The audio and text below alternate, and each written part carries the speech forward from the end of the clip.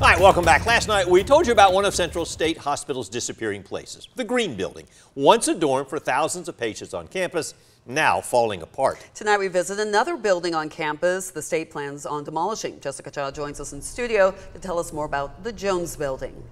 Yes, Frank and Lori, the Jones Building is the second out of 3 set to be torn down, according to Governor Brian Kemp's executive order. I spoke with one Milledgeville man who says the campus and the Jones Building helped build his family's history.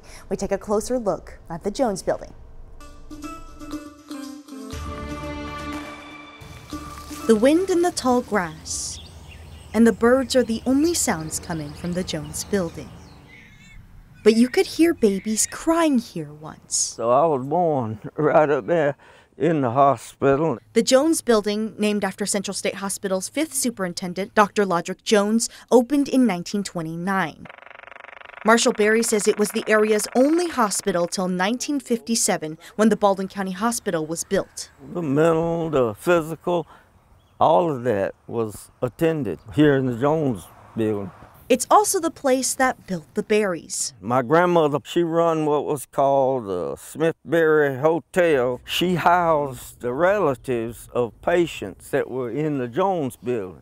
And his mother? Her real work was here as a nurse for 35 years. Trained in the building and graduating there, his mother saw up to 250 patients a day. Help the people in Hardwick, Baldwin County, Scottsboro, Cooper, Meriwether. I would come down and she would take me on the different floors. And Berry followed in their footsteps. I was able to get a job, fortunate enough to be in it, and I worked 32 years. After 5 decades, the Jones Building closed in 1977, too old for modern equipment. Its operations moved to the newer Culver Kidd Building, and the Jones Building decayed. In pretty bad shape.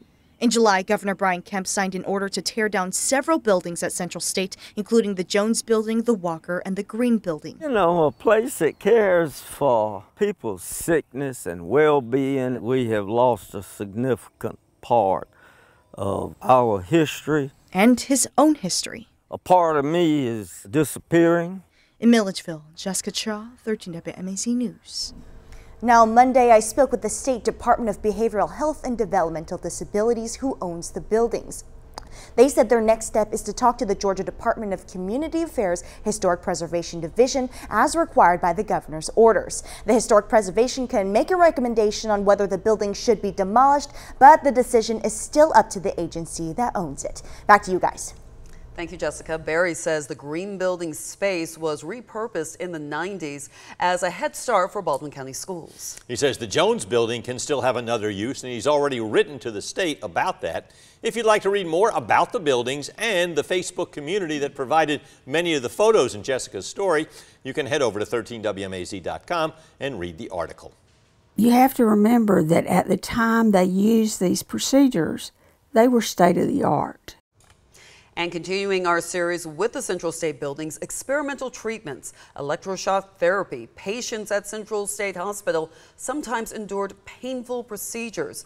Many of those darker chapters of Central State's history happened here in the Walker Building. Now the state plans to tear it and several others down. Find out why one woman says it should be saved. We take a closer look at the Walker Building. That's tomorrow at 5:30 p.m.